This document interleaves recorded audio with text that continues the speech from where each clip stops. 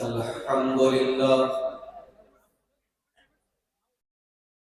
نحمده ونستعينه ونستغفره ونعوذ بالله من شرور أنفسنا ومن سيئات أعمالنا من يهده الله فلا مضل له ومن يضلل فلا هادي له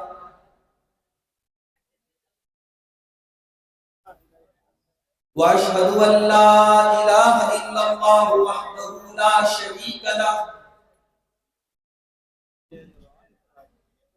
وأشهد أن محمدا عبده ورسوله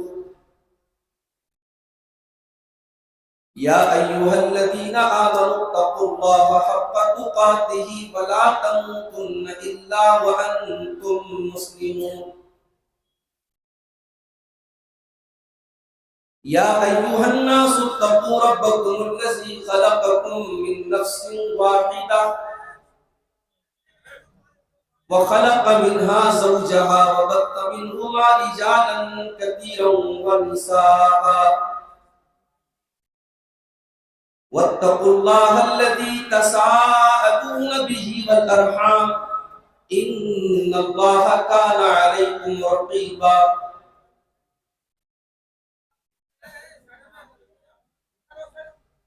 يا أيها الذين آمنوا اتقوا الله وقولوا قولا سديدا يصلح لكم أعمالكم ويغفر لكم ذنوبكم ومن يطع الله ورسوله فقد فاز فوزا عظيما أما بعد فإن خير الحديث كتاب الله وخير الهدي هدي محمد صلى الله عليه وسلم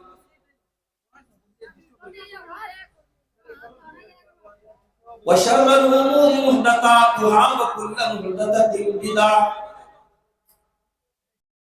وكل بدعة ضلالة وكل ضلالة في النار.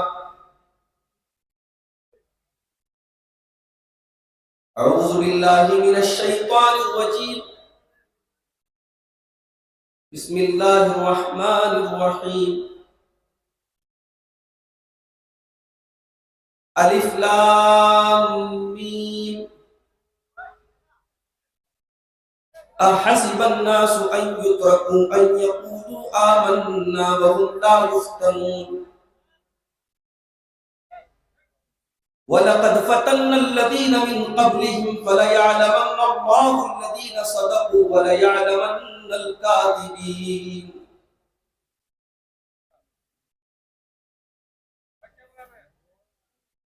وہ شہر محبت جہاں مصطفیٰ ہے وہیں گھر بنانے کو دل چاہتا ہے.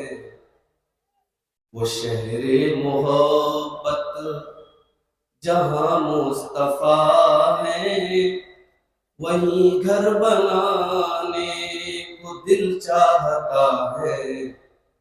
وہ سونے سے کنکر وہ چاندی سی میٹی نظر میں بسانے کو دل چاہتا ہے.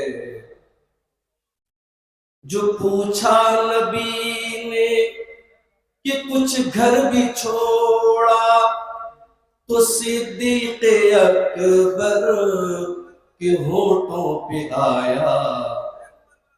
وہاں مال و دولت کی کیا ہے حقیقت جہاں جان لٹانے کو دل چاہتا ہے. وہ شہر محبت جہاں مصطفیٰ ہے وہیں گھر بنانے کو دل چاہتا ہے. جہاد محبت کی آواز گونجی کہا حنظلہ نے یہ دلہن دلہن سے اپنی جہاد محبت کی آواز گونجی، کہا حنظلہ نے یہ دلہن سے اپنی اجازت اگر دو تو جام شہادت لبوں سے لگانے کو دل چاہتا ہے، وہ شہر محبت جہاں مصطفیٰ ہے، وہیں گھر بنانے کو دل چاہتا ہے۔ ستاروں سے یہ چاند کہتا ہے ہر دم، تمہیں کیا پتا ہے وہ ٹکڑوں کا عالم۔ ستاروں سے یہ چاند کہتا ہے ہر دم، تمہیں کیا پتا ہے وہ ٹکڑوں کا عالم۔ اشارے میں آقا کہ اتنا مزہ تھا کہ پھر ٹوٹ جانے کو دل چاہتا ہے، وہ شہر محبت جہاں مصطفیٰ ہے، وہیں گھر بنانے کو دل چاہتا۔ صدر محترم، ناظم اجلاس، علماء کرام، محترم بزرگوں، نوجوان ساتھیوں، ماں اور بہنوں، پیارے بچوں، جامعہ اصلاح المومنین برہیٹ کا یہ سالانہ پروگرام جو اس پورے علاقے کا سب سے شاندار پروگرام ہوتا ہے، اور 2 دن کا یہ پروگرام ہوتا ہے۔ آج اس پروگرام کا پہلا دن اور اس کی آخری کڑی کے طور پر میں آپ کے سامنے حاضر ہوں۔ مجھ سے پہلے ہمارے عزیز دوست شیخ ابوالکلام سلفی حفظہ اللہ نے بڑی بہترین باتیں آپ کے سامنے رکھی۔ امت کی برائیوں، امت میں پائی جانے والی کمزوریوں کی طرف انہوں نے اشارہ کیا۔ اللہ تعالیٰ موصوف کی باتوں پر ہم سب کو عمل کرنے کی توفیق عطا فرمائے۔ میرے بھائیوں، آج کے اس دور میں ہم اور آپ اکثر ایک چیز کو دیکھ کر کے ہمارے دل میں کھٹک پیدا ہوتا ہے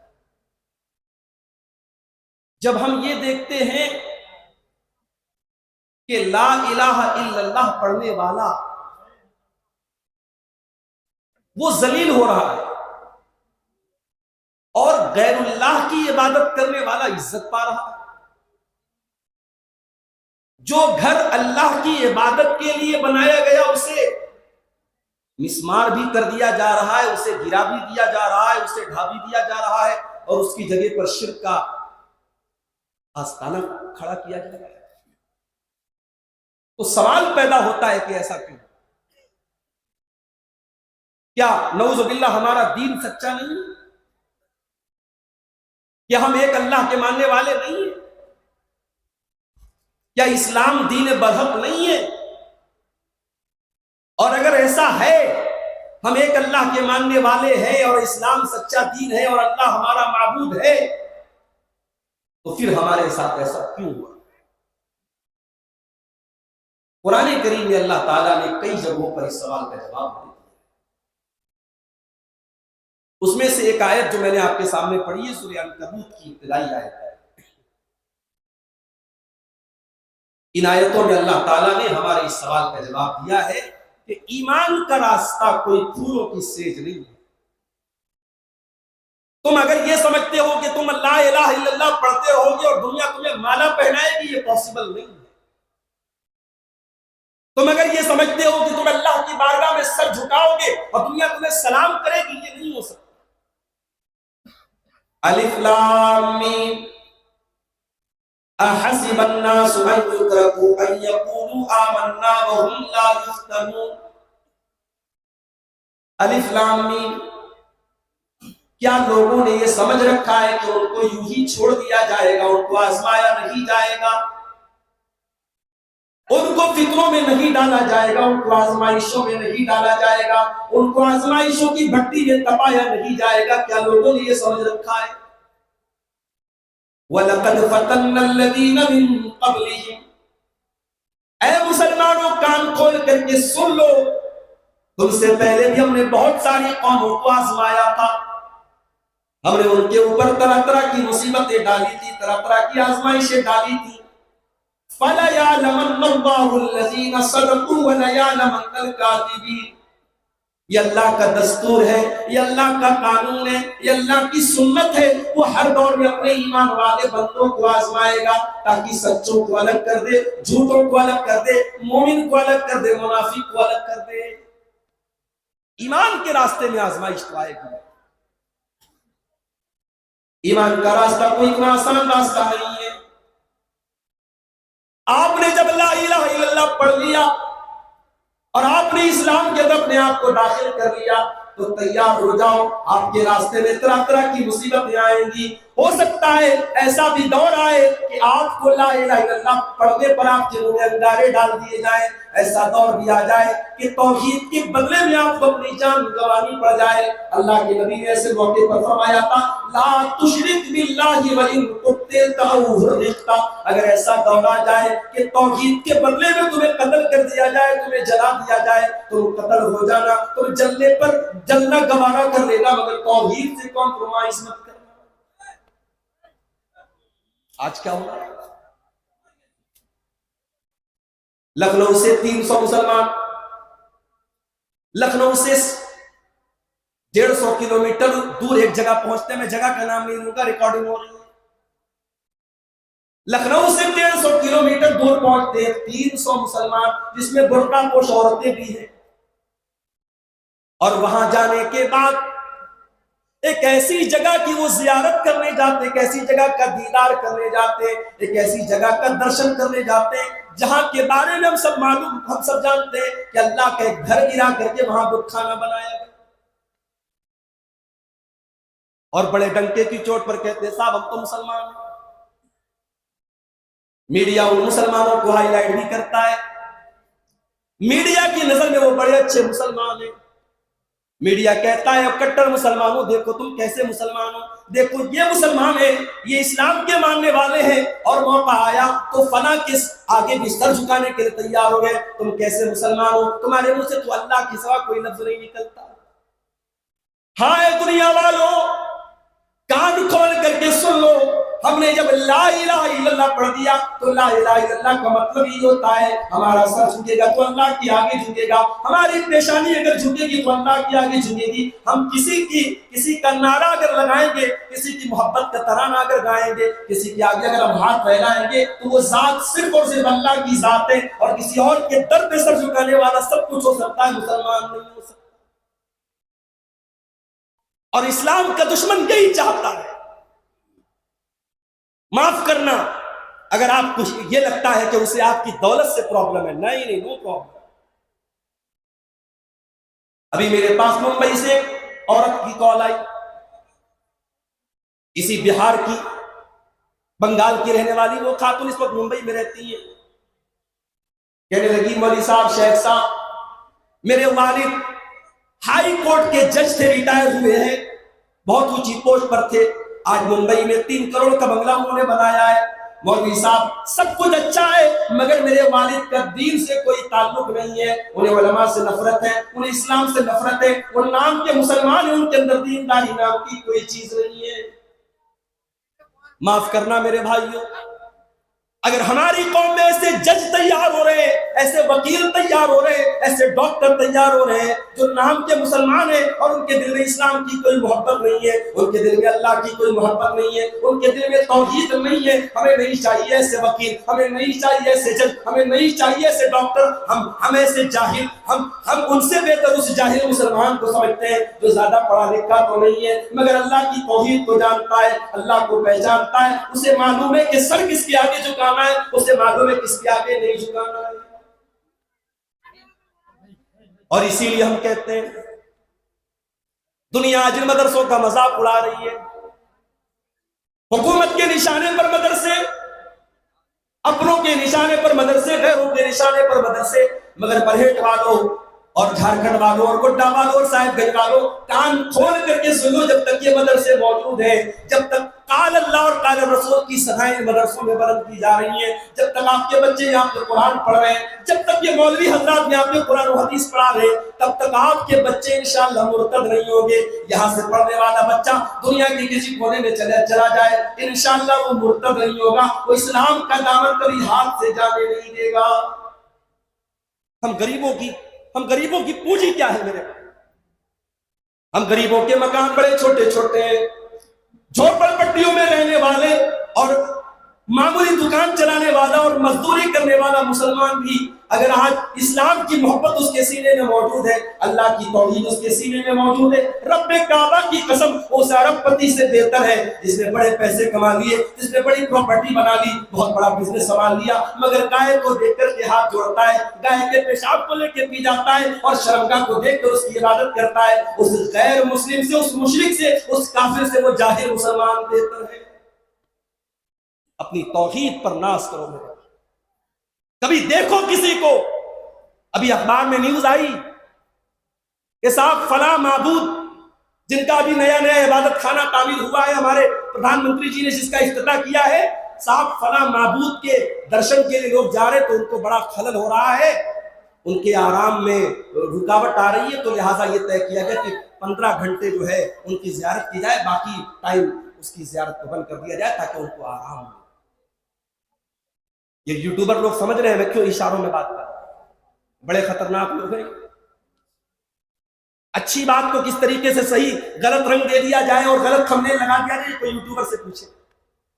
تقریر میں جو بات نہیں آئی ہے وہ آپ کو تھمبنیل پہ ملے گی، آدمی کھولے گا یار عبدالغفار صاحب نے کیا کہا، اندر کچھ موجود نہیں۔ اللہ کے واسطے میرے یوٹیوبر بھائیوں برا نہ ماننا، مجھے شوق نہیں ہے آپ پر کسی طریقے کی پابندی لگانے کا، مگر آپ اپنی حرکتوں کو سدھار لیں، آپ کی وجہ سے بڑی پریشانیاں کھڑی ہو رہی ہیں۔ حالات یہ ہے میرے بھائیوں، ہندوستان کا پڑھا لکھا انسان، انٹیلیجنٹ انسان جس کے پاس بڑی بڑی ڈگریاں ہیں، وہ آج پتھر کے بت کے آگے جا کے سر جھکا رہا ہے۔ میرے بھائیوں ایسا منظر دیکھ کر کے اللہ کا شکر ادا کیا کرو، اللہ نے ہمیں توفیق دی، اور جب توحید کے اس راستے پر آئے ہو تو کان کھول کر کے سن لو، پھولوں کی سیج نہیں ہے، کانٹوں کا راستہ۔ اسلام کا دشمن کبھی نہیں چاہے گا کہ آپ کی پیشانی ایک اللہ کے آگے جائے۔ اللہ نے قرآن کے دوسرے پارے میں فرمایا وَلَا يَزَالُونَ يُقَاتِلُونَكُمْ حَتَّى يَرُدُّوكُمْ عَنْ دِينِكُمْ۔ اے نبی یہ کفار اور مشرکین کو یہی چاہتے ہیں، اسی لیے تم سے لڑنا چاہتے ہیں، تم کو اسلام سے ہٹانا چاہتے ہیں، تم کو دین سے ہٹانا چاہتے ہیں، تم کو مرتد بنانا چاہتے ہیں۔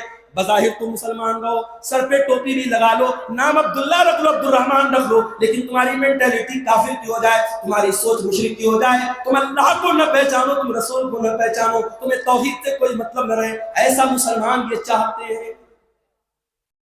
فتنوں کا دور ہے میرے، اور یہ فتنے کم نہیں ہوں گے، یہ بڑھتے چلے جائیں۔ فتنہ کس کو کہتے ہیں؟ ایک عورت جاتی ہے اپنے سونے کا کنگن لے کر کے سونار کے پاس، اور سونار سے کہتی ہے کہ ذرا اس کو دیکھ لو، اس کا وزن کیا ہے اور اس کا کتنا پیسہ مجھے ملے گا۔ سونار نے ترازو پہ رکھا، کنگن کا وزن نکلا 5 گرام۔ پھر سونار نے اپنی کسوٹی پر پرکھا کہ اس سونے کے کنگن کے اندر اوریجنل سونا کتنا ہے۔ اس کسوٹی پر جب اس نے پرکھا اس نے کہا محترمہ آپ کے 5 گرام کے کنگن کا جو اوریجنل وزن ہے وہ تو 4 گرام ہے، اس کے اندر 1 گرام تو ملاوٹ ہے۔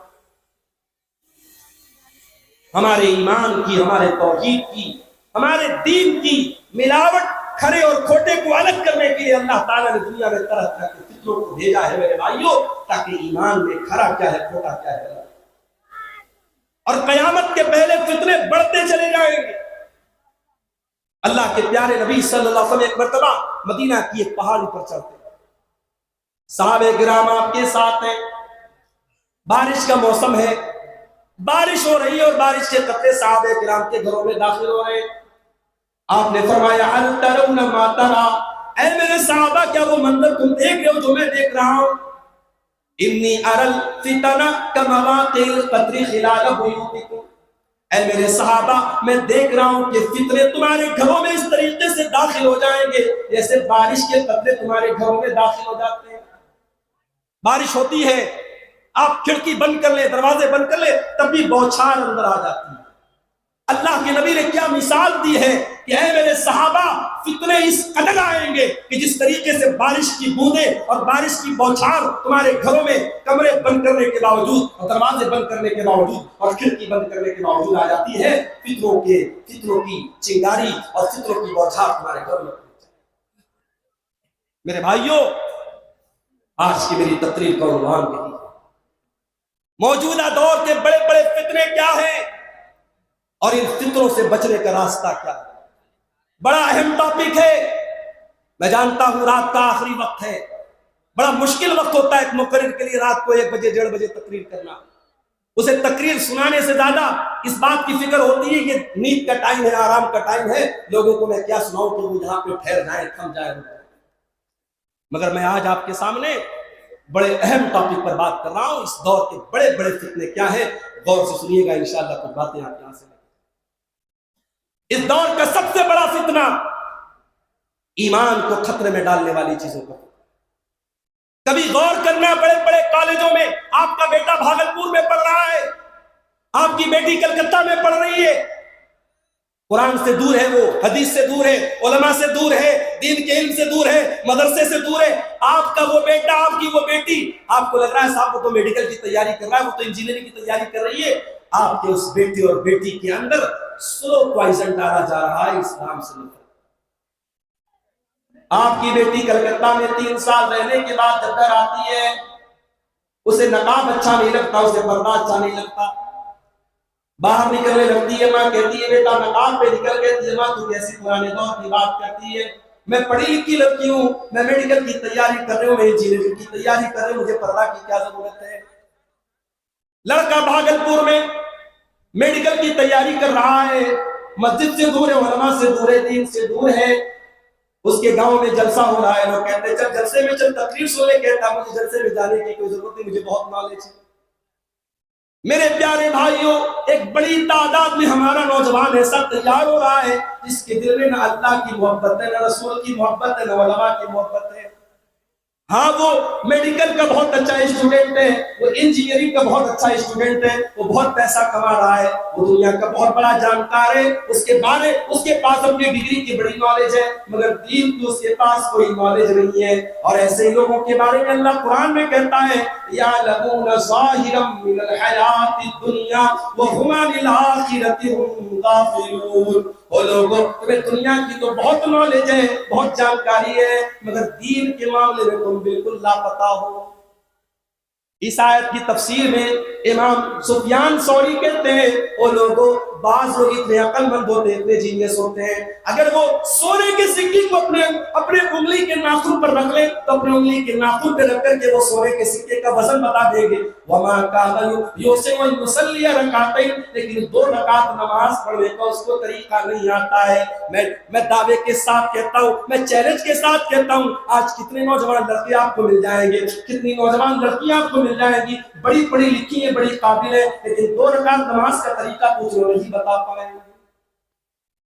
ایسی نالج کس کام کی ہے؟ معاف کرنا، کسی کو اگر یہ لگتا ہے عبد الغفار صاحب ہائر ایجوکیشن کے خلاف ہے، اعلیٰ تعلیم کے خلاف ہے، میڈیکل کی تعلیم کے خلاف ہے، انجینئرنگ کی تعلیم کے خلاف ہے، واللہ آپ نے میری بات کا مطلب نہیں سمجھا۔ میرا تو خود ارادہ ہے، اللہ نے توفیق دی، اپنی ایک بیٹی کو انشاءاللہ ڈاکٹر بناؤں گا اگر اللہ نے اس کے مقدر میں لکھا۔ میں اعلیٰ تعلیم کے خلاف نہیں، مگر میں یہ چاہتا ہوں کہ میری قوم کا بیٹا جب ڈاکٹر بن کر کے آئے تو ایک مسلمان ڈاکٹر بن کر کے آئے، اس کا مقصد صرف مریضوں کی جیب سے پیسہ نکالنا نہ ہو، وہ جب مریض کا علاج کرے تو مریض کو دوا دیتے وقت کہے کہ بھائی دیکھو میں ڈاکٹر ہوں، میں تمہیں دوا دے رہا ہوں مگر شفا دینے والا اللہ ہے، اس سے لو لگانا، اس سے دعا کرنا اور ساتھ میں دوا کھانا، تمہیں آرام مل جائے۔ میں چاہتا ہوں میری قوم کا بیٹا IPS آفیسر بنے، پولیس کا آفیسر بنے، اور جب نماز کا ٹائم آئے مسجد کے باہر پولیس کے آفیسر کی جیپ کھڑی ہو اور وہ نماز پڑھ رہا ہو اور دنیا دیکھے کہ ہاں ایسے بھی پولیس آفیسر ہوتے جو اللہ سے ڈرنے والے۔ میں چاہتا ہوں میری قوم کا بچہ ایسا وکیل بنے جو پیسے کے لیے وکالت نہ کرے، جو حق اور انصاف کے لیے وکالت کرے، جو جج کی کرسی پر بیٹھے تو عہدے اور لالچ میں فیصلہ نہ کرے، حق اور انصاف کا فیصلہ کرے۔ میں چاہتا ہوں میری قوم کا بچہ ہائر ایجوکیشن حاصل کرے مگر ساتھ میں اس کے پاس دین کی بھی نالج ہو۔ اور اس لیے میں کہتا ہوں جلسے آپ نے بہت کرا لیے، اللہ کے واسطے اب تھوڑی سی توجہ اپنے قوم کے بچوں کو دینی تعلیم، بنیادی دینی تعلیم پر دینے پر بھی آپ۔ مدرسے تو غریبوں کے ہو گئے، مدرسے میں امیر کہاں اپنے بچوں کو پڑھاتا ہے؟ جس کی آمدنی مہینے کی 20,000 ہے وہ مدرسے میں بچوں کو بھیجنا نہیں چاہتا، صاحب میرا بچہ غریب بچوں کے ساتھ نہیں بیٹھے گا، وہ کہاں بھیجے گا؟ کانوینٹ میں بھیجے گا۔ ابھی آپ نے ویڈیو دیکھا راجستھان کی دھرتی پر مسلمان لڑکیاں اسکول میں سوریہ نمسکار کر، اسلام والشمس والقمر تجری لمستقر لها، اسلام کا کانسیپٹ یہ ہے کہ سوریہ کو نمسکار نہیں کرنا ہے، سوریہ اللہ کی مخلوق ہے، سورج اللہ کے حکم سے چلتا ہے، ہمیشہ پورب سے نکلتا ہے، پچھم میں ڈوبتا ہے۔ جس دن میرا رب کہے گا اے سورج آج تجھے پچھم سے نکلنا ہے، اسی دن قیامت قائمہ ہو جائے گی۔ سورج کی مجال نہیں ہے اللہ کے حکم سے سرتا بھی کر سکے۔ ہم سوریہ کو نمسکار کریں، آج ہماری قوم کا بچہ سوریہ کو نمسکار کر رہا ہے، ہماری قوم کی بچیاں جا کر کے کسی غیر اللہ کی دیوی کی پرستش کر رہی ہیں، اس کے منہ سے ایسے نعرے نکلوائے جا رہے ہیں، تف ہے ہم پر، لعنت ہے ہم پر۔ ہمارا بچہ جاہل مر جائے، بغیر پڑھے لکھے مر جائے، یہ بہتر ہے اس بات سے کہ وہ شرک کر کے دنیا سے جائے۔ کانوینٹ میں ہمارا بچہ 25 دسمبر کی تاریخ آتی ہے، کرسمس کا تہوار آتا ہے، کانوینٹ میں ہمارے بچوں کو سکھایا جاتا ہے سانٹا کلوز آتا ہے، بچوں کو چاکلیٹ دے، بچے کے دماغ میں فٹ کیا جا رہا ہے آج چاکلیٹ مل رہی ہے، کیوں مل رہی ہے بھائی؟ آج کرسمس ہے۔ یہ کرسمس کیا ہے؟ آج گاڈ کو بیٹا پیدا ہوا۔ آپ کے بچے کو سکھایا جا رہا ہے کہ آج گاڈ کے بیٹے کا برتھ ڈے ہے۔ اللہ اکبر، ہم جس اللہ کی عبادت کرتے ہیں اس کا کوئی بیٹا نہیں ہے۔ قل هو اللہ احد اللہ الصمد لم یلد ولم یولد ولم یکن له کفوا احد، وہ اللہ ایک ہے، وہ اللہ بے نیاز ہے، اس کا کوئی بیٹا نہیں، وہ کسی کا بیٹا نہیں، کوئی اس کے برابر۔ اپنے بچوں کو دین کی تعلیم دو میرے بھائیوں، اپنی مسجدوں میں اچھی تنخواہ پر علماء کو مکتب میں پڑھانے کے لیے رکھو، اور آپ کا جو بچہ کانوینٹ میں جاتا ہے، آپ کی جو بچی اسکول میں جاتی ہے، 1 گھنٹے کے لیے صحیح، 1.5 گھنٹے کے لیے صحیح، 2 گھنٹے کے لیے صحیح، اپنے بچوں اور بچیوں کا مکتب کا انتظام کرو۔ اور اگر آپ کو نہیں سمجھ میں آتا ہے، چلو میرے ساتھ حیدرآباد کی سرزمین پر، چلو میرے ساتھ بنگلور کی سرزمین پر، چلو میرے ساتھ ممبئی کی سرزمین پر، میں دکھاتا ہوں آپ کو۔ اسکول میں پڑھنے والے بچے مسجدوں میں 1 گھنٹہ آ کے پڑھتے ہیں اور ان کو ساری نماز کی دعائیں یاد ہیں، ان کو عقیدے کی موٹی موٹی باتیں یاد ہیں، انہیں معلوم ہے اللہ کون ہے، انہیں معلوم ہے رسول کون ہے، انہیں معلوم ہے صحابہ کون ہے۔ میرے بھائیوں، اپنے بچوں کو یہ تعلیم ہے۔ فتنوں کا دور ہے، حالات اس لیول پر پہنچ گئے۔ ہمارے اتر پردیش کے بریلی شہر میں 8 سال مدرسے میں پڑھنے والی بچی، اس کے بارے میں نیوز آئی کہ صاحب وہ غیر مسلم ہو گئی، مرتد ہو گئی۔ اچھا، اللہ کا شکر ہے کہ اس لڑکی کا تعلق ایسے مسلک سے تھا جس مسلک کے لوگوں نے باقاعدہ اسٹیج پر یہ نظمیں پڑھی ہیں کہ میں ہندو تو ہوں، وہابی نہیں۔ جس مسلک کے اسٹیج سے یہ آواز دی گئی کہ میں ہندو تو ہوں، وہابی نہیں ہوں، اور اہل حدیث مسلک کا مذاق اڑایا گیا اور اپنی قوم کو بتایا گیا تم ہندو ہو جانا مگر وہابی مت بننا۔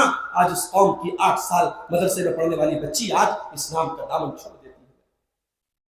ہم اس قوم کو کہاں لے کے جا رہے ہیں؟ ابھی آپ نے وہ ویڈیو بھی دیکھا ہوگا فیس بک پر، ایک مسلمان کو دوسرے مسلمان لوگ پکڑتے اور کہتے بول اعلی حضرت زندہ باد، بول وہابی مرد آباد، بول فلاں کافر. اس مسلمان کو دوسرے مسلمان لوگ پکڑ کر کے اس سے یہ نعرے لگواتے ہیں. اگر یہی اسلام ہے تو جب ہمارے مسلمان کو غیر مسلم پکڑ کر کے اپنے مذہب کا نعرہ لگواتا ہے اور اس کی جو ہے موب لنچنگ کرتا ہے تو ہم کیوں روتے ہیں؟ وہی کام تو اپنے مسلمان بھائی کے ساتھ. نفرت کی یہ پاٹ شارائیں بند کر دو میرے بھائی. تمہارے نبی نے بڑے پتھر کھائے ہیں مگر دلوں کو جوڑا ہے. تمہارے نبی نے بڑی تکلیفیں سہی ہیں مگر دلوں کو جوڑا ہے. تم اپنی پیٹ کی دکانوں کی خاطر آج لوگوں کو توڑ رہے ہو. آج میڈیا میں آپ دیکھیں، میڈیا والوں کو اچھی طریقے سے پتا ہے کہ مسلمانوں میں کتنے سیکٹ ہیں، کتنے فرقے، کون وہابی ہے، کون دیوبندی ہے، کون بریلوی ہے، کون شیعہ ہے، سب پتا ہے میڈیا والوں کو. میڈیا والے بھی بڑے ہوشیار ہیں. دوسرے مسلک کے علماء کو مائک لگا کے ان کے منہ میں مائک ڈال کے مجھے بتائیے آپ کا فلاں مسلک کے بارے میں کیا کہنا ہے، ان کے بارے میں کیا کہنا ہے، ان کے منہ سے اگلوانا چاہتے ہیں. میرے بھائیو، اتحاد پیدا کرو. اور آؤ، جب اتحاد کی بات آئی ہے میں قرآن کی وہ آیت آپ کے سامنے پڑھتا ہوں. اتحاد اگر پیدا کرنا ہے، یونٹی پیدا کرنا ہے، ایکتا پیدا کرنا ہے، قرآن نے طریقہ بتا دیا. وَاعْتَصِمُوا بِحَبْلِ اللَّهِ جَمِيعًا، تم اللہ کی رسی کو مل کر کے تھام لو. وَلَا تَفَرَّقُوا، اور آپس میں فرقوں میں نہ بٹنا. آپس میں تم اختلاف نہ کرنا، تم فرقہ بندی نہ کرنا. تمہیں اگر ایک ہونا ہے، تمہیں متحد ہونا ہے تو اللہ کی رسی کو تھام لو. اے اللہ تیری رسی کیا ہے؟ اور اللہ کے نبی سے پوچھتے ہیں اے اللہ کے نبی اللہ کی رسی کیا ہے؟ آپ نے فرمایا انی قد ترکت فیکم شیئین لن تضلوا بعدہما، میں دو چیزیں تمہارے بیچ میں چھوڑ کے جا رہا ہوں، جب تک تم ان کو تھامے رہو گے کبھی گمراہ نہیں ہو سکتے. ایک اللہ کی کتاب اور ایک اس کے نبی کی سنت ہے. ابھی آج میں نے تتریا میں پڑھایا، راستے میں مڈرو میں رکا. ایک صاحب پوچھنے لگے مولوی صاحب شب برات کا روزہ رکھنا کیسا ہے؟ اہل حدیث پوچھ رہا ہے کہ شب برات کا روزہ رکھنا کیسا ہے. نوٹ کر لو میری بات، شب برات نام کی کوئی چیز ہی نہیں ہے اسلام میں. 15 شعبان کی رات کی فضیلت میں، اس دن روزہ رکھنے کی فضیلت میں کوئی صحیح حدیث نہیں آئی. ہاں، شعبان کا مہینہ، اس مہینے کے بارے میں اللہ کے نبی کی صحیح حدیث ہے کہ سال بھر کے جو اعمال ہوتے ہیں بندوں کے، وہ اللہ کے سامنے اسی مہینے میں پیش کیے جاتے ہیں. اس لیے اللہ کے نبی رمضان کے بعد اگر سب سے زیادہ کسی مہینے میں روزہ رکھتے تھے تو شعبان میں. شعبان کا مہینہ اسٹارٹ ہو چکا ہے، آپ روزہ رکھیے، جتنا روزہ رکھ سکتے رکھیے. ہاں، اگر آپ 1 تاریخ سے لے کے 15 تاریخ تک آپ نے روزہ نہیں رکھا ہے تو 15 کے بعد مت رکھیے، کیونکہ 15 کے بعد آپ رکھیں گے تو رمضان کے روزے پر اثر پڑے گا. ہاں، اگر آپ شروع سے رکھتے چلے آئے تو پورے شعبان میں آپ رکھ سکتے ہیں، کوئی حرج کی بات نہیں. لیکن خاص طور سے 15 شعبان کا روزہ رکھنا یہ صحیح نہیں ہے. اختلاف اگر ہو رہا ہے اس کو آپ قرآن میں سے کیجیے. رجب کا مہینہ گزرا، 27 رجب کی تاریخ آئی، بہت سارے لوگ 27 رجب کو ایک نماز پڑھتے ہیں، صاحب صلاۃ الفیہ، 1000 رکعت نماز روزہ رکھتے ہیں، کہتے ہیں اس دن روزہ رکھنے سے گناہ معاف ہو جاتے ہیں. ہمارے علماء بیٹھے، پوچھو ان سے، معراج کا واقعہ آیا پیش اللہ کے نبی کے ساتھ، لیکن کون سے مہینے میں آیا، کون سی تاریخ میں آیا، کوئی کنفرمیشن نہیں ملتا ہے، کوئی تاریخ نہیں ملتی ہے. سیرت کی کتابیں کہتی ہیں بہت اختلاف ہے. آپ نے تاریخ مختلف کر. میرے پیارے ساتھیوں، آج یہ اختلاف بھی امت کے لیے بہت بڑا فتنہ بن چکا ہے. اپنے اختلافات کو دور کرو اور آؤ اللہ کے نبی کی سپریم کورٹ میں لے کر کے آ جاؤ. یہ وہ سپریم کورٹ ہے جس کے ڈیسیژن کو ٹھکرانے والا مومن ہی نہیں رہ جائے گا. اللہ قرآن میں فرماتا ہے فَلَا وَرَبِّكَ لَا يُؤْمِنُونَ حَتَّى يُحَكِّمُوكَ فِي مَا شَجَرَ بَيْنَهُمْ ثُمَّ لَا يَجِدُوا فِي أَنفُسِهِمْ حَرَجًا مِّمَّا قَضَيْتَ وَيُسَلِّمُوا تَسْلِيمًا. اے نبی، آپ کے رب کی قسم، یہ لوگ اس وقت تک مومن نہیں ہو سکتے جب تک اپنے سارے اختلافات میں اے نبی آپ کو اپنا جج نہ بنا لے، آپ کو اپنا فیصل نہ بنا لے اور آپ کی بات کو تسلیم نہ کر لے. مسلمان کی شان تو یہی ہونی چاہیے. مسلمان یہ پوچھتا ہے کہ صاحب رفع الیدین اللہ کے نبی اپنی زندگی کی آخری سانس تک کرتے تھے کہ نہیں کرتے تھے، مجھے دلیل لا کے دو. مسلمان یہ سوال نہیں کرتا ہے. مسلمان بس ایک سوال کرتا ہے، نبی رفع الیدین کرتے تھے کہ نہیں کرتے تھے؟ کرتے تھے، حدیث سے ثابت ہے، بس بات خلاص، میں بھی کروں. مسلمان کے سامنے جب حدیث پڑھی جائے نبی نے ایسی نماز پڑھی، نبی نے ایسا کیا، مسلمان کا سر جھک جانا چاہیے میرے پیارے ساتھیوں، اس کے بعد پھر بحث نہیں کرنا چاہیے. یہ مسلمان کی شان ہے اور اسی طریقے پر عمل کر کے ہم اختلافات کو. اس دور کا بہت بڑا فتنہ شہوتوں کا فتنہ بن چکا ہے. مولانا معراج شرفی کی تقریرات نے سنی. آج عورتوں کا کیا حال ہے، گھر سے بغیر پردے کے جوان لڑکی نکل رہی ہے. بڑی عجیب بات ہے، 60 سال والی 70 سال والی نقاب میں نکل رہی ہے اور 20 سال والی بغیر پردے کے نکل رہی ہے. اور معاف کرنا میرے بھائیوں، آپ کے یہاں کے جلسوں میں جو بہت ساری چیزیں شریعت کے خلاف ہو رہی ہیں اس میں سے یہ بھی ہو رہی ہے. جلسہ کیا ہے؟ 7 تہوار ہے.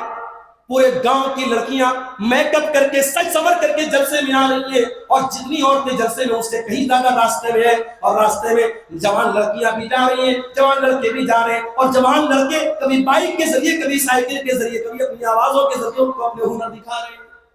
معاف کرنا میرے بھائیوں، یہ بے حیائی ہے اور اسلام بے حیائی کا دین ہے. آپ جلسے میں آئے ہیں، جلسہ بڑی پاک جگہ ہے، یہاں قرآن و سنت کی باتوں کو سننے کے لیے آئے ہیں. آپ اپنی بیٹیوں کو پردے میں بھیجیے اور جب عورتیں لڑکیاں یہاں آ جائیں اپنے پنڈال میں جائیں، بازاروں اور سڑکوں پہ لائن نہ لگائیں. اور نوجوان لڑکے بھی پنڈال میں آ کر تقریر سنیں. اور اگر نہیں سن سکتے جا کے اپنے گھر بیٹھے. یہ سڑکوں پر آوارہ گردی کرنا یہ جلسوں کے مقصد کے خلاف ہے. شہوتوں کا فتنہ ہے، بے حیائی کا فتنہ ہے. آج ہماری مسلمان لڑکیوں کی جب شادیاں ہوتی ہیں، آپ دیکھیں شادیوں میں کس طریقے کے ڈریس پہنے جا رہے ہیں. ساڑی، لہنگا اور ایسے سوٹ اور ایسے فراک جس میں پوری آستین نظر آ رہی ہے، پورا پیٹ نظر آ رہا ہے، پوری پیٹ نظر آ رہی ہے. اور ایسا کپڑا بھاگلپور کی مارکیٹ سے، کلکتہ کی مارکیٹ سے، مہگامہ کی مارکیٹ سے، پاپڑ کی مارکیٹ سے بھائی اپنی بہن کو لا کے دے رہا ہے، شوہر اپنی بیوی کو لا کے دے رہا ہے. اے میرے بھائی، تو کیسا بھائی ہے؟ تو اپنی بہن کو ایسا بے غیرتی کا لباس پہنا رہا ہے. تو کیسا شوہر ہے؟ تو اپنی بیوی کو ایسا لباس پہنا رہا ہے. اکبر الہ آبادی نے بڑی سچی بات کہی تھی کہ بے پردہ نظر آئیں کل جو چند بیویاں، بے پردہ نظر آئیں کل جو چند بیویاں. اکبر زمین غیرت قومی سے گڑ گیا، پوچھا جو ان سے آپ کا پردہ وہ کیا ہوا؟ کہنے لگی کہ عقل پہ مردوں کے پڑ گیا. میرے بھائیوں، کسی قوم کی عورتیں جب تک اس وقت تک بے حیا نہیں ہوتی ہے جب تک اس قوم کے مرد بے غیرت نہ ہو جائے. جب مرد بے غیرت ہو جائے گا تو عورتیں آٹومیٹک بے حیا. اپنی غیرت کی حفاظت کرو. اللہ کے نبی فرماتے ہیں 3 لوگ ایسے قیامت کے دن اللہ تعالیٰ نہ تو ان کو دیکھے گا، نہ ان سے بات چیت کرے گا، نہ ان کو گناہوں سے پاک و صاف کرے گا. نمبر 1 العاق لوالدیہ، اپنے ماں باپ کو ستانے والا. نمبر 2 المرأۃ المترجلہ، مردوں کی نقل کرنے والی اور مردوں کی چال ڈھال اپنانے والی عورت. اور نمبر 3 الدیوث الذی یقر فی اہلہ الخبث، وہ بے غیرت مرد جس کے گھر میں بے غیرتی کا کام ہوتا اور اس کو کوئی فرق نہ پڑتا ہو. شادی ہو رہی ہے، عورتوں میں کھانا چل رہا ہے، خاندان کے جوان لڑکے لڑکیوں میں عورتوں میں کھانا چل رہا ہے. کیوں ہے؟ کیا ایک دن کے لیے پردہ معاف ہو گیا؟ ایک دن کے لیے بے پردگی معاف ہو گئی؟ نہیں میرے بھائی، پردہ شادی کے موقع پر بھی ہونا چاہیے، جلسے میں بھی ہونا چاہیے، مسجدوں میں بھی ہونا چاہیے. ابھی ایک صاحب نے مجھے واٹس ایپ کیا، مولانا اس پر بھی تھوڑا بول دیجئے گا. ہمارے برہیٹ کے علاقوں میں مسجدوں میں عورتوں کا انتظام ہے، کچھ لوگوں کو بڑی تکلیف ہے، بڑا اعتراض کرتے ہیں. جو مسجد میں عورتوں کے جانے پر اعتراض کرتا ہے وہ اپنے ایمان کی خیر بنائے. اس لیے کہ مسجد میں جانے کی اجازت عورتوں کو میں نے اور آپ نے نہیں دی، ہمارے مولانا، ہمارے ناظم اجلاس صاحب نے نہیں دی ہے، ہمارے علماء کرام نے نہیں دی ہے. مسجد میں عورتوں کو جانے کی اجازت ہمارے نبی نے دی ہے. اللہ کے پیارے نبی نے فرمایا لا تمنعوا اماء اللہ علی المساجد، اللہ کی بندیوں کو مسجد جانے سے، مگر ہاں مسجد میں سپریٹ انتظام عورتوں کا ہو، ان کی انٹری الگ ہو، ان کے راستے الگ ہو اور پردے میں آئے وہ. اور خاص طور سے آج میں نے ٹکریا میں جمعہ پڑھایا، وہاں بھی میں نے یہ بات کہی کہ ہمارے اس انصاری برادری کی جو مسجدیں ہیں پورے اس پرکھنڈ میں، پورے اس علاقے میں، صاحب گنج سے لے کے گڈا تک میں ایک چیز دیکھتا ہوں، جمعہ کی نماز میں عورتوں کا انتظام ہے. بڑی مسجد ہے ماشاءاللہ، 2 منزلہ مسجد ہے، عورتوں کا انتظام ہے. کیوں نہیں ہے میرے بھائی؟ اگر آپ یہ سمجھتے ہیں کہ برہیٹ کے جلسے میں عورتوں کا انتظام ہم نے کرا لیا اور عورتوں نے دین سیکھ لیا، ہم نے نیما میں اور ہم نے لال مٹیا میں اور ہم نے فلاں علاقوں میں جلسے کر لیے اور عورتوں کا انتظام کر دیا اور وہاں عورتیں آ گئی اور دین سیکھ لیا، غلط سوچ ہے آپ کی. ایک رات کے جلسے سے عورتیں دین نہیں سکتی.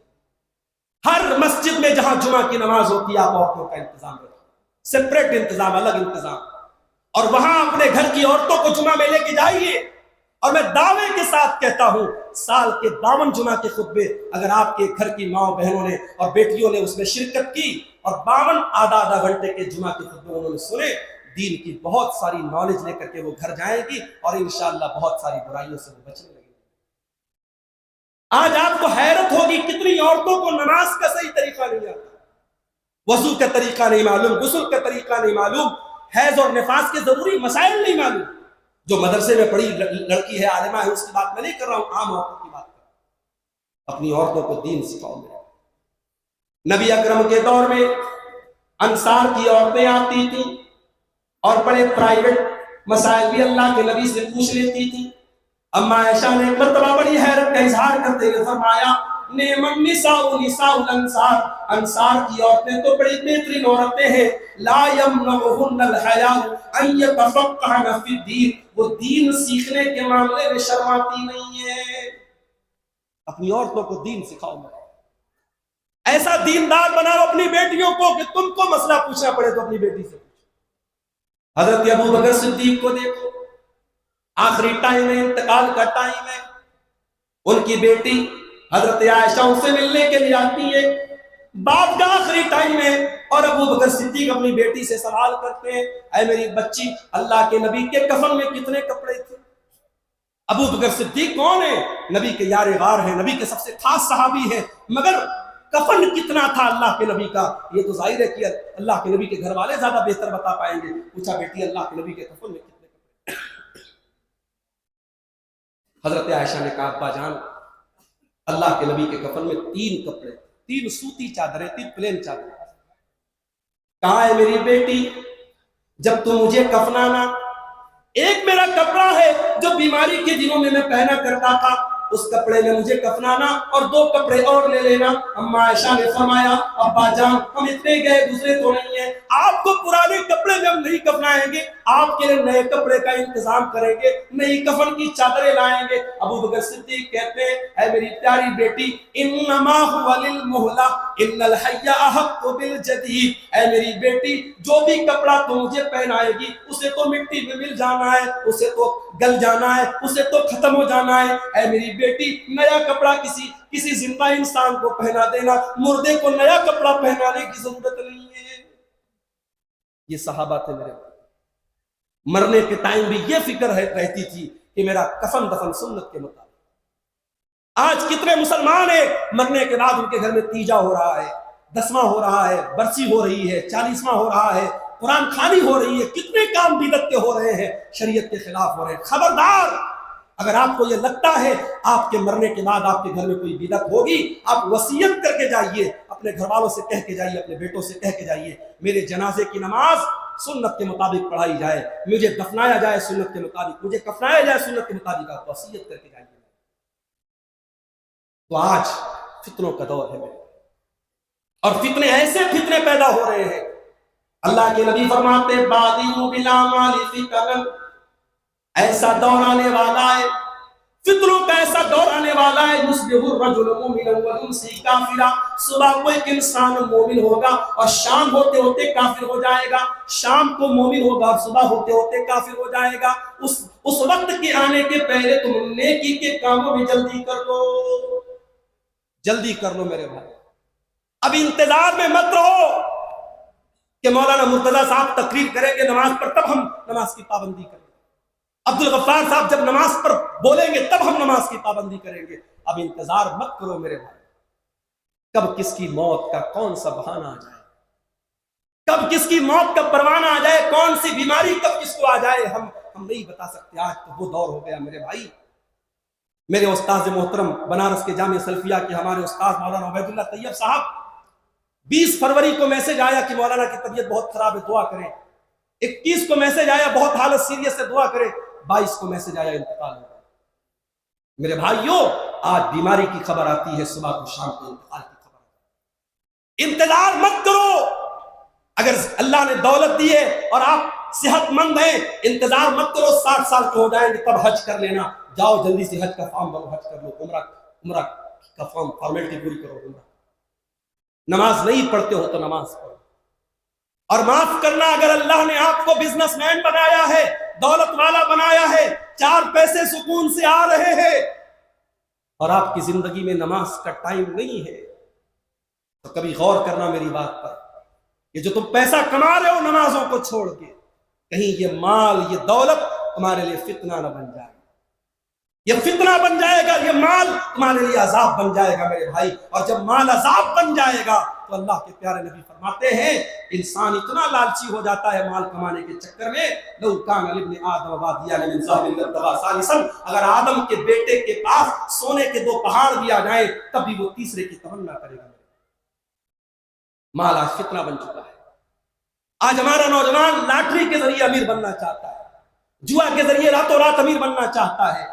ہمارا نوجوان سٹہ بازی میں حصہ لے رہا ہے، آن لائن بہت سارے فالتو قسم کے جوا والے ایپ آ رہے ہیں، ایپس کے ذریعے پیسہ کما رہا ہے۔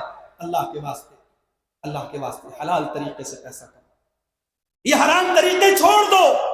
اگر ان کے ذریعے تم لکھ پتی بن بھی گئے، کروڑ پتی بن بھی گئے، وہ دولت کام آنے والی نہیں ہے، ایک دن وہ دولت تمہارے لیے بربادی کا سبب بنے گی۔ میرے حلال طریقے سے پیسہ کما۔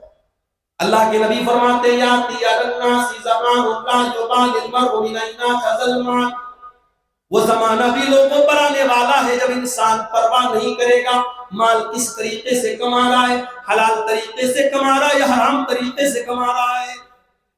یہ مال کس طریقے سے ہم کما رہے ہیں اس کا بھی حساب اللہ تعالیٰ کہہ رہا ہے۔ اللہ کے پیارے نبی صلی اللہ علیہ وسلم فرماتے ہیں لا تزول قدم ابن آدم من عند ربه یوم القیامہ، انسان قیامت کے دن ہل نہیں سکتا جب تک 5 سوالوں کا جواب نہ دے دے۔ ان 5 سوالوں میں یہ سوال بھی کیا جائے گا وعن مالہ من این اکتسبہ وفیما انفقہ، مال تو نے کہاں سے کمایا اور کہاں خرچ کیا۔ مال کماؤ میرے بھائی۔ اور میں کبھی کبھی کہتا ہوں، ابھی گجرات کے احمد آباد میں میرا پروگرام تھا اور میرا موضوع تھا اسلامی تجارت کے آداب اور اس کے احکام۔ وہاں میں نے یہ بات کہی تھی، گجرات بڑے کاروباریوں کا مرکز ہے میرے، وہاں یہ بات کہی۔ میں نے کہا تھا ہماری قوم کو کاروباریوں کی بھی ضرورت ہے۔ جب کاروباریوں کی بات آتی ہے کہتے صاحب مارواڑی بڑے کاروباری ہوتے ہیں، گجراتی بڑے کاروباری ہوتے ہیں، سندھی بڑے کاروباری ہوتے ہیں۔ میں نے کہا ہم اپنی قوم کے بارے میں یہ سننا چاہتے ہیں کہ لوگ کہیں مسلمان بہت بڑا کاروباری ہوتا ہے، ہماری قوم بہت اچھا بزنس کرتی ہے، ہمیں کاروباریوں کی ضرورت ہے۔ یہ مدرسے کیسے چلیں گے؟ یہ یتیم خانے کیسے چلیں گے؟ یہ بنات کے ادارے کیسے چلیں گے؟ یہ تمام ادارے اور تمام مسجدیں کیسے چلیں گی؟ یہ اماموں کی تنخواہیں کیسے دی جائیں گی؟ ہماری قوم کو کروڑ پتیوں کی بھی ضرورت ہے، مگر جتنے بھی کروڑ پتی بن جاؤ، قرآن کی ایک آیت یاد رکھو میرے۔ اللہ فرماتا ہے یا ایھا الذین آمنوا لا تلہکم اموالکم ولا اولادکم عن ذکر اللہ، اے ایمان والو تمہارے پاس جتنا بھی مال آ جائے، جتنے بھی بیٹے اور اولاد تم کو ہو جائے، تمہارا مال تم کو کہیں اللہ کے ذکر سے غافل نہ کر دے، کہیں اپنی اولاد کے چکر میں تم اللہ کو بھول نہ جانا۔ اے ایمان والو مال کے چکر میں اللہ کو فراموش نہ کر دینا اور اولاد کے چکر میں اللہ کو فراموش نہ کر دینا۔ قرآن کے 18ویں پارے میں اللہ فرماتا ہے رجال اللہ تلہیہم تجارت ولا بیع عن ذکر اللہ، حقیقت میں اللہ کے نیک بندے تو وہ ہوتے ہیں، ایمان والے بندے تو وہ ہوتے ہیں، وہ کاروبار بھی کرتے ہیں، وہ بزنس بھی کرتے ہیں، وہ دکان بھی چلاتے ہیں، لیکن جب نماز کا ٹائم آتا ہے، حی علی الصلاۃ کی آواز آتی ہے، جب اللہ کی طرف بلانے والا مؤذن ان کو بلاتا ہے، اپنے کاروبار کو بند کر کے وہ نماز کی طرف دوڑ جاتے ہیں۔ کیوں ایسا کرتے ہیں؟ اللہ فرماتا ہے یخافون یوما تتقلب فیہ القلوب والابصار، میرے ان بندوں کو قیامت کے دن کا ڈر ہے، ان کو ڈر ہے وہ اللہ کے یہاں کیا جواب دیں گے۔ آج ہمارے نوجوان سوشل میڈیا کے بھی بڑے دیوانے ہیں۔ پہلے میں پروگراموں میں جاتا تھا، کبھی کوئی ایک نوجوان سیلفی لے لیتا تھا، الگ بات، اب تو صاحب سیلفی لینے کی ہوڑ لگی، مولانا صاحب میرے ساتھ تھوڑی سی سیلفی لے لیجیے، اب وہ سیلفی لے لیا، اب کل اسٹیٹس پہ لگائے، پرسوں فیس بک پہ ڈالے گا، کتنے لوگوں نے لائک کیا، کتنے لوگوں نے میرے اسٹیٹس کو دیکھا۔ میرے پیارے نوجوان ساتھیوں، تمہیں لوگوں کے لائک کی فکر ہے، تمہیں لوگوں کی اس بات کی فکر ہے کتنے لوگوں نے تمہاری پوسٹ کو لائک کیا، تمہارے اسٹیٹس کو دیکھا. کاش اتنی فکر ہم کو اس بات کی ہو جائے کل قیامت کے دن اللہ تعالیٰ ہم کو لائک کرے گا یا نہیں کرے گا. وہ فیس بک پر فلٹر کر کے اپنے چہروں کو خوبصورت بنانے والے میرے نوجوان بھائیوں، میری بہنوں جو اپنے فوٹوز کو سوشل میڈیا پر ڈال رہی ہو، کہیں قیامت کے دن ہمارے خوبصورت چہروں کو اللہ تعالیٰ جہنم کی آگ میں نہ ڈال دے. وجوہ یومئذ علیہا غبرہ ترہقها قترہ اولئک هم الکفرۃ الفجرہ. اللہ قرآن میں کہتا ہے قیامت کے دن کچھ ایسے بھی چہرے آئیں گے جو بڑے گندے ہوں گے، بڑے دھول سے اٹے ہوئے ہوں گے، جہنم کی آگ میں ڈالے جائیں گے. یہ کافروں کے چہرے ہوں گے، یہ برے لوگوں کے چہرے ہوں گے، یہ اللہ کے نافرمانوں کے چہرے ہوں گے. فیس بک پر آپ نے اپنے فوٹو کو فلٹر کے ذریعے خوبصورت کر لیا، کل قیامت کے دن اپنے چہرے کو جہنم کی آگ سے کیسے بچاؤ گے؟ میرے بھائیو اس کی چنتا بھی کر لو. اللہ ہمیں لائک کرے گا کہ نہیں؟ آج ہم نے موبائل پر انگلی سے کیا ٹچ کیا ہے، ہم نے براؤزر کے اندر کیا کیا دیکھا ہے، ہم نے ہسٹری کو ڈیلیٹ کر دیا، ہم نے واٹس ایپ کی چیٹنگ کو ڈیلیٹ کر دیا، ہم نے یوٹیوب کی ہسٹری کو ڈیلیٹ کر دیا. ہم نے کیا دیکھا ہمیں پتا، ہمارے موبائل کو پتا ہے. مگر میرے پیارے بھائیوں اللہ قرآن میں کہتا ہے حتی اذا ما جاؤها شہید علیہم سمعہم وابصارہم وجلودہم بما کانوا یعملون. میرے بندو جب تم قیامت کے دن آؤ گے تمہارے کان بھی تمہارے خلاف گواہی دیں گے، تمہاری آنکھیں بھی تمہارے خلاف گواہی دے گی، اور تمہارے بدن کی چمڑی بھی تمہارے خلاف گواہی دے گی. تم نے انگلی سے کیا ٹچ کیا، تم نے کانوں سے کیا سنا، تم نے آنکھوں سے کیا دیکھا. آج فیس بک کی ریلز چل رہی ہے، ریلز چل رہی ہے، عالم بھی دیکھ رہا ہے، مولانا صاحب بھی دیکھ رہے ہیں، حافظ جی بھی دیکھ رہے ہیں. ریلز میں اچھی بھی چیزیں آ رہی ہیں، بری چیزیں بھی. میرے بھائیوں ایسی چیز دیکھتے ہی کیوں ہو جس کے اندر حرام اور حلال دونوں چیزیں آ رہی ہیں؟ مت دیکھو ان سب چیزوں کو، اس لیے کہ آپ جو دیکھ رہے ہیں آپ کی آنکھیں سب کیپچر کر رہی ہیں.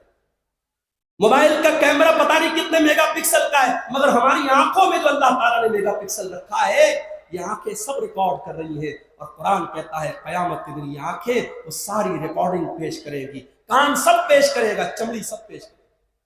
وَقَالُوا لِجُلُودِهِمْ لِمَ شَهِدتُّمْ عَلَيْنَا. اور انسان کہے گا اپنی چمڑی سے کہ تو کیسے بول رہی ہے، میں نے کیا کیا ٹچ کیا تھا تو کیسے بتا رہی ہے. اپنی چمڑی کے اوپر حیرت کرے گا کہ آج میری انگلی کیسے بول رہی ہے، میرے بدن کی توچا کیسے بول رہی ہے. قالوا انطقنا اللہ الذی انطق کل شیء. وہ چمڑی بولے گی، وہ ہمارے بدن کی توچا بولے گی آج اللہ نے ہم کو بولنا سکھایا اور ہم بتائیں گے تو نے کہاں کہاں ٹچ کیا تھا.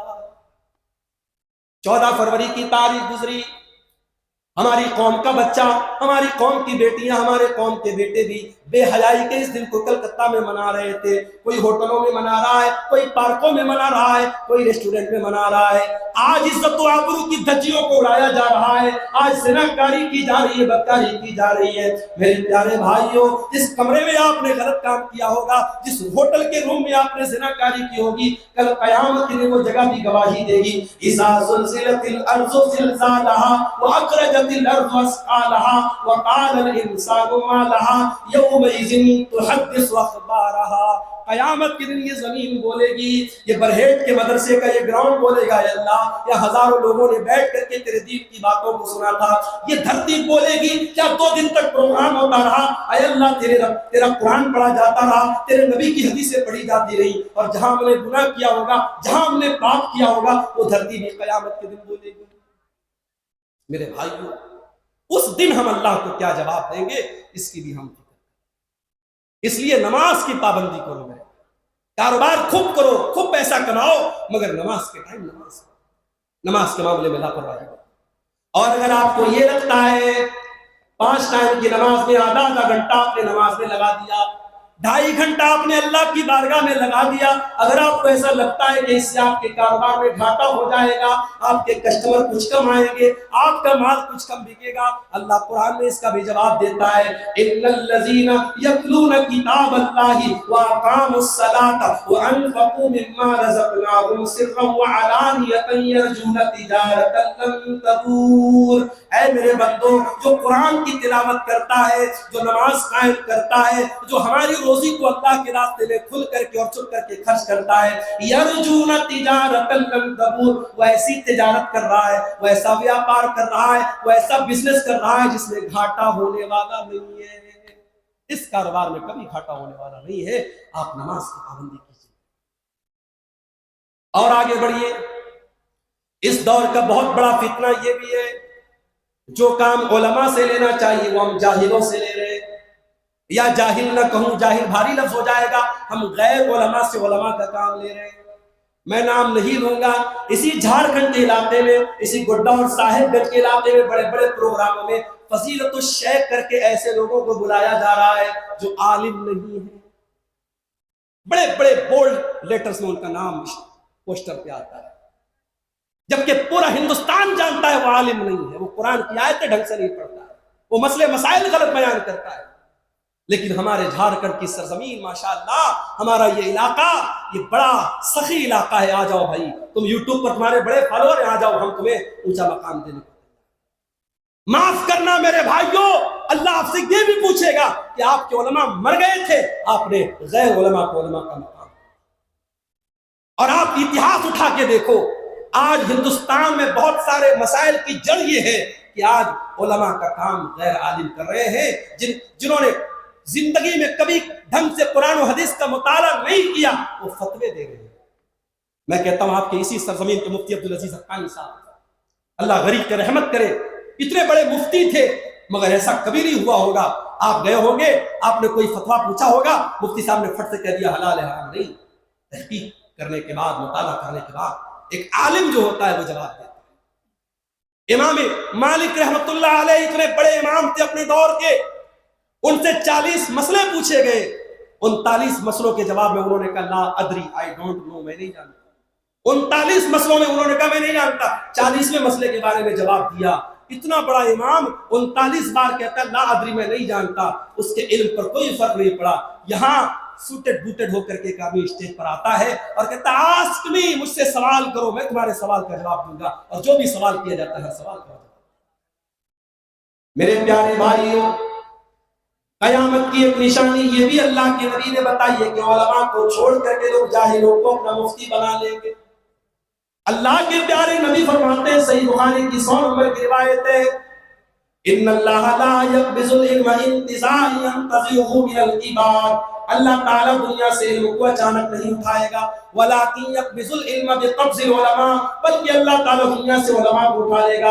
حتی اذا لم یبق عالما، یہاں تک کہ جب علماء دنیا سے چلے جائیں گے، اتخذ الناس رؤوسا جہالا، لوگ جاہلوں کو اپنا سردار بنا لیں گے اور جاہلوں سے فتویٰ پوچھیں گے. فسئلوا فافتوا بغیر علم، اور وہ بغیر نالج کے، بغیر علم کے فتویٰ دیں گے اور خود بھی گمراہ ہوں گے اور دوسروں کو بھی گمراہ کریں گے. کتنے لوگ ہیں ہمارے قوم میں کہتے ہیں صاحب ہم انجینئر علی مرزا کو فالو کرتے ہیں. یہ جو لفظ بولتے ہیں نا فالو کرتے ہیں، بہت بڑی بات ہے. کسی کو فالو کرنے کا مطلب یہ ہے آپ نے اس کو ٹیچر مانا، آپ نے اس کو اپنا استاد مانا. ارے تو نے اپنا استاد ایسے انسان کو مانا جو نبی کے صحابہ کو برا بنا دیتا ہے. بڑے بڑے مسائل پر بڑے بڑے جو علماء خاموش رہتے، یہ انجینئر علی مرزا صحابہ کرام کے درمیان، جیسے مکھی جو ہوتی ہے نا، مکھی کبھی پھول پر نہیں بیٹھتی، مکھی پاخانے پر بیٹھتی ہے اور پاخانے کی گندگی کو وہ نکالتی ہے. انجینئر علی مرزا کا کام کیا ہے؟ صحابہ کے بیچ میں جو جھگڑے ہوئے، جو اختلاف ہوئے، وہ پورے کے نکالتا ہے اور کہتا ہے حضرت علی کے دور میں یہ ہوا، حضرت معاویہ کے دور میں. ہم کیا کہتے ہیں؟ اہل حدیث کا عقیدہ کیا ہے؟ ہمارے علماء نے ہمیں کیا سکھایا ہے؟ ہم نے 8 سال 10 سال مدرسوں میں کیا سیکھا ہے؟ ہم نے تو یہی سیکھا ہے میرے بھائی، نبی کے صحابہ کے درمیان جو جھگڑے ہوئے ان کا معاملہ اللہ کے حوالے. نبی کے صحابہ کے درمیان جو اختلاف ہوئے، اپنی زبان کو بند رکھو، مت ان کی قریب مت کرو، ان کے بارے میں زیادہ جانچ پڑتال مت کرو، ان کا معاملہ اللہ کے حوالے. ہمارا عقیدہ تو یہ ہے. آپ علی مرزا کو فالو کرتے ہیں. میرے بھائیوں، علماء سے اپنا تعلق مضبوط. اس دور کے بہت بڑے فتنوں میں سے ایک فتنہ یہ ہے کہ ہمارا نوجوان اپنے علماء سے دور. اور میں اپنے علماء سے بھی کہنا چاہوں گا، آپ نوجوانوں سے اپنا تعلق جوڑیں. آپ مسجد کے امام ہیں، آپ مدرسے کے ٹیچر ہیں، گاؤں کے نوجوان اگر غلط راستے پہ جا رہے، آپ نوجوانوں سے اپنا تعلق بڑھائیں، میل محبت ان سے بڑھائیں، ان سے دوستی کریں، ان کی مصیبتوں میں کام آئیں، ان کے دکھ کو اپنا دکھ سمجھیں، ان کے درد کو اپنا درد سمجھیں، جو میرے نبی کا طریقہ تھا، جو صحابہ کا طریقہ تھا۔ میرے بھائیوں، ہمیں اپنے علماء سے اپنے تعلق کو مضبوط کرنا۔ اب آئیے فتنوں کے اس دور میں ہماری ڈیوٹی کیا ہے؟ ایک فتنہ اور بیان کروں، عورت کا فتنہ۔ مولوی صاحب یہ کیا بول رہے ہیں آپ، عورت بھی فتنہ ہے کیا؟ جی ہاں، عورت فتنہ ہے۔ میری مائیں میں نے برا مت مانے، میں تو ابھی وضاحت کر رہا ہوں اس بات۔ عورت کیوں فتنہ ہے؟ آئیے میں نبی کی 2 حدیثیں آپ کو پڑھ کے سناتا ہوں۔ اللہ کے پیارے نبی فرماتے ہیں ما ترکت فتنة اضر على الرجال من امتی من النساء، میں نے اپنی امت کے مردوں کے لیے عورت سے خطرناک کوئی فتنہ نہیں چھوڑا ہے۔ سب سے خطرناک فتنہ اگر میری امت کا کوئی ہے تو عورت۔ دوسری حدیث اللہ کے پیارے نبی فرماتے ہیں دنیا کلھا متاع وخیر متاع الدنیا المرأة الصالحہ، دنیا کی سب سے قیمتی دولت نیک عورت ہے۔ اے اللہ کے نبی، آپ کی 2 باتیں الگ الگ کیوں ہیں؟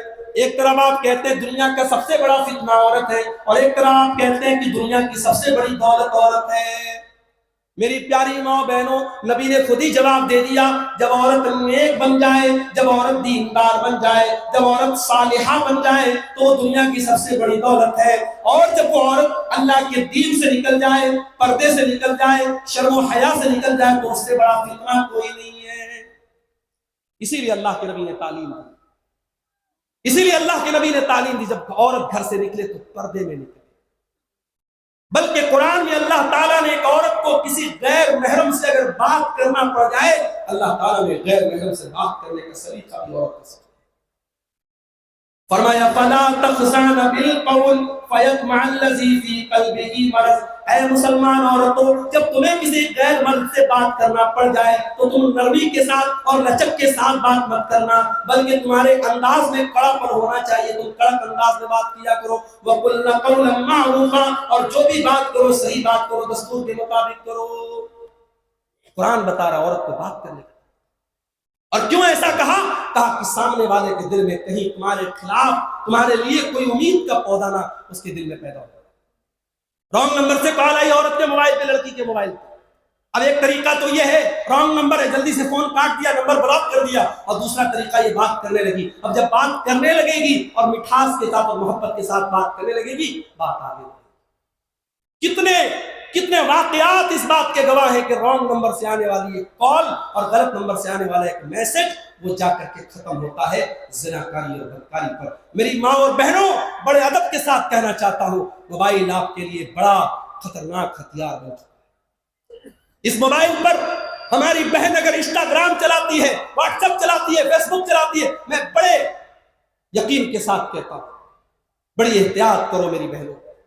فیس بک کی دنیا میں کوئی آتا ہے اور آپ کی ہر پوسٹ کو لائک کرتا ہے، آپ نے کچھ ڈالا ماشاءاللہ سبحان اللہ کہتا ہے، اور ان باکس میں آ کر کے کتاب مجھے بڑی اچھی لگتی ہے، آپ سے محبت کا اقرار کرتا ہے، خبردار اس کے جھانسے میں مت۔ محبت یہ نہیں ہے کوئی آپ کو گلاب کا پھول لا کے دے، محبت یہ نہیں ہے کوئی فیس بک پر آ کر کے آپ سے محبت کا اقرار کرے۔ ارے محبت تو وہ کرتا ہے جو سینکڑوں لوگوں کے درمیان کہتا ہے میں نے اس عورت کو اپنے نکاح میں قبول کیا، میں نے اس عورت کو اپنے نکاح میں قبول کیا، اور اس کی پوری ذمہ داری کو اپنے کندھے پر لیتا ہے، اس کو اپنی بیوی بناتا ہے۔ محبت وہ کرتا ہے، محبت ایک دن گلاب کا پھول دینے سے محبت ثابت نہیں ہے۔ خبردار، یہ ناجائز محبت تمہاری آبرو اور تمہاری شرمگاہ اور تمہاری عزت کو خطرے میں ڈال دے گی۔ خبردار، سوشل میڈیا کا استعمال بہت احتیاط کے ساتھ کرو میرے بھائیوں۔ اس دور کا بہت بڑا فتنہ یہ عورت کا فتنہ ہے، اور جس میں عالم، جاہل، نیک، برا کوئی بھی پھنس سکتا ہے۔ اسی لیے اللہ کے نبی نے فرمایا جب کوئی مرد جب کسی عورت کے ساتھ اکیلے میں ملتا ہے تو تیسرا وہاں شیطان ہوتا ہے، چاہے وہ مرد اپنے دور کا بہت بڑا عالم ہو، وہ عورت بہت نیک عورت ہو، اگر تیسرا وہاں 2 مرد اور عورت اکیلے میں ہیں تو تیسرا وہاں شیطان۔ اب اس فتنے کے دور میں ہم کیا کریں، یہ ہمارے ٹاپک کا آخری پہلو ہے، اس کو ہم بیان کر کے بعد ختم کریں۔ فتنوں کے اس دور میں پہلا کام، فتنوں کی جانکاری حاصل کرو، علم حاصل کرو، علماء سے ملو، تقریروں میں جاؤ، جلسوں میں جاؤ۔ مجھے بہت سے لوگ ملے مڈروں میں، بھدیا میں، اور راستے میں جہاں مولوی صاحب ہم لوگ کل آئیں گے، دوسرے دن آئیں گے۔ 2 دن کے جلسے میں پہلے دن کی کوئی ویلیو ہی نہیں ہے۔ اگر 2 دن کے جلسے میں پہلے دن کی ویلیو نہیں ہے تو پھر جلسہ 1 دن کراؤ بھائی۔ لوگ بتاتے ہیں صاحب مولوی صاحب پہلے دن لوگ کم آتے ہیں دوسرے دن زیادہ آتے ہیں. یہ ماحول نہیں ہونا چاہیے. جلسہ اگر 2 دن کا ہے 2 دن آپ جائیں, یا 2 دن آپ مت کرائیے اگر اس کو برداشت نہیں کر سکتے. ان جلسوں اور تقریروں کو ہندوستان کے چنندہ علماء آپ کے بیچ میں آتے ہیں, اور یہ جلسے والے بڑی محنت کر کے, بڑی محنت سماجت کر کے ان کا ٹائم لیتے ہیں. آپ قدر کریں. آپ کبھی غور کریں, ان دیہات کے علاقوں میں, ان پہاڑوں کے بیچ میں ہندوستان کے کونے کونے سے علماء, میرا جاپانی صاحب ممبئی اور بنگلور سے چلے آ رہے ہیں, اور کوئی ممبئی سے آ رہا ہے, کوئی بنارس سے آ رہا ہے, کوئی جھارکھنڈ سے آ رہا ہے, کوئی یوپی کے سدھارتھ نگر سے آ رہا ہے, کوئی اٹاوا سے آ رہا ہے. یہ علماء آپ کے چنندہ علماء آپ کے دھرتی پر آتے ہیں. یہ آپ کے لیے بڑی خوشی کی بات ہے میرے بھائی. آپ علماء سے اپنا تعلق مضبوط کریں, علم حاصل. حضرت حذیفہ رضی اللہ تعالیٰ عنہ اللہ کے نبی کے صحابی ہیں, وہ کہتے ہیں دوسرے صحابہ اللہ کے نبی سے اچھی باتیں پوچھتے تھے, مگر میں پوچھتا تھا ہے اللہ کے نبی آپ کے بعد برا کیا ہوگا, شر کیا ہوگا, برائی کیا ہوگی. میں اس لیے پوچھتا تھا کہ میں برائی سے بچ جاؤں. تو میرے بھائی فطروں کی جانکاری حاصل. اور جب فطروں کا دور آ گیا ہے تو ایک بات اور کان کھول کر کے سن لو, فطروں کے اس دور میں آپ کے گاؤں والے کیا کر رہے ہیں اس کی چنتا نہ کرو. پورے برہیٹ میں کیا ہو رہا ہے, پورے بواری جوڑ میں کیا ہو رہا ہے, پورے تتریا بھدیا میں کیا ہو رہا ہے, اس کی چنتا نہ کرو. پہلے اپنے آپ پر, اپنے پریوار کو سنبھالنے کی کوشش کرو. فتنوں کے دور میں اللہ کے نبی سے پوچھا گیا, اے اللہ کے نبی جب فتنوں کا دور آ جائے گا تو ہم کیا کریں گے؟ آپ نے فرمایا تاخذون ما تعرفون وتنکرون وتذرون ما تنکرون. اے میری امت کے لوگوں, جب فتنوں کا دور آ جائے تو شریعت کی جو باتیں تم کو معلوم ہیں ان پر عمل کرنا, جو معلوم نہیں ان سے اپنے آپ کو بچا کے رکھنا. وتقبلون علی امر خاصتکم, اور اپنے پریوار پر توجہ دینا, اپنی فیملی کو ان فتنوں سے بچا کر کے رکھنا. آج ہمارا مسئلہ یہ ہے, ہمیں گاؤں بھر کی فکر ہے, پورے محلے کی فکر ہے, ہمیں اپنے پریوار کی فکر نہیں. ہماری بیٹی کہاں جا رہی, ہمارا بیٹا کہاں جا رہا ہے, اس کی فکر نہیں. پورے گاؤں کی ہمیں فکر ہے. میرے بھائی اپنے پریوار پر توجہ. ہر انسان اپنے پریوار سے بڑی محبت کرتا ہے, اپنے بچوں سے ہم بڑا پیار کرتے ہیں. بچوں کو ذرا سی چوٹ پہنچ جائے ماں باپ بلکنے لگتے ہیں. ابھی بنارس کے ہمارے ایک دوست ہیں, ابھی 1 ہفتہ پہلے کا واقعہ ہے. ان کا 1.5 سال کا بچہ, 18 مہینے کا بچہ, مکان کی چھت ڈھلائی ہو رہی تھی, سلیب ابھی نیا نیا سلیب بنا تھا, چھوٹا بچہ تھا, کھیلتے کھیلتے چھت پر پہنچا. چھت پر منڈیر نہیں تھی, چھت پر کوئی باؤنڈری نہیں تھی, چھت سے نیچے گلی میں گر گیا. 1.5 سال کا 18 مہینے کا بچہ, بڑا معصوم بچہ, بڑا پیارا بچہ. بچہ سیریس ہو گیا, بنارس کے بڑے ہاسپٹل میں لے کے جایا گیا. 24 گھنٹے بچہ چل نہیں پایا, انتقال ہو گیا. میرے بھائی میں اس وقت اتفاق سے باہر گیا ہوا تھا, مجھے خبر لگی, میں نے جب اپنے دوست کو فون کیا, وہ صرف رو رہا ہے, اس کی آنکھوں سے آنسو بہ رہے, کہہ رہے مولانا میرے بچے کی خطا کیا ہے, میرا بچہ کیوں چلا گیا. میں نے صبر کی تلقین کی, میں نے کہا اللہ آپ کو اس کا اجر دے گا, آپ صبر سے. بڑی محبت کرتے اپنے پریوار سے. میرے کتنے لوگ ہیں اسی جھارکھنڈ کے, اسی آپ کے علاقے کے, دلی میں جا کے کام کرتے, کلکتہ میں کام کرتے, ممبئی میں کام کرتے. کیوں؟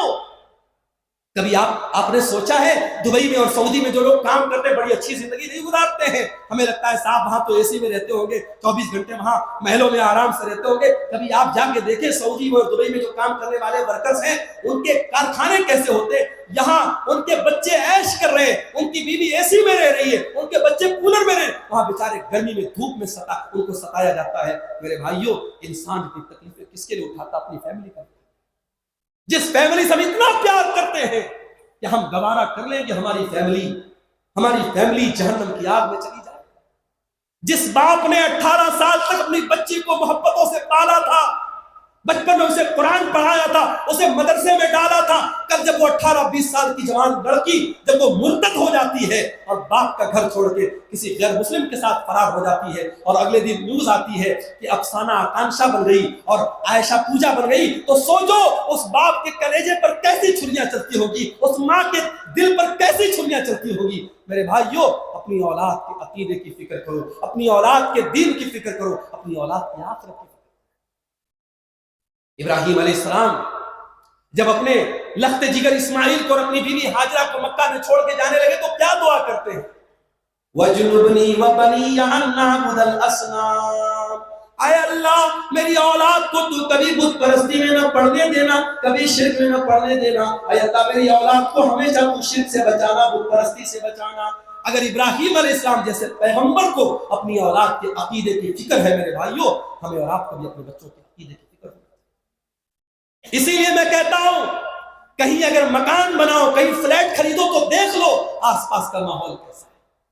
کتنے ہمارے اہل حدیث بھائی ہیں ایسے علاقے میں جا کے رہنے لگے جہاں تعویذ پہنا جاتا ہے، جہاں مزاروں پہ سجدے کیے جاتے ہیں، جہاں عرس منایا جاتا ہے، جہاں 11ویں منائی جاتی ہے، ہمارے اہل حدیث وہاں جا کے وہ سارے کام کرنے لگے، ان کے بچے وہ سارے شرک کے کام کرنے لگے۔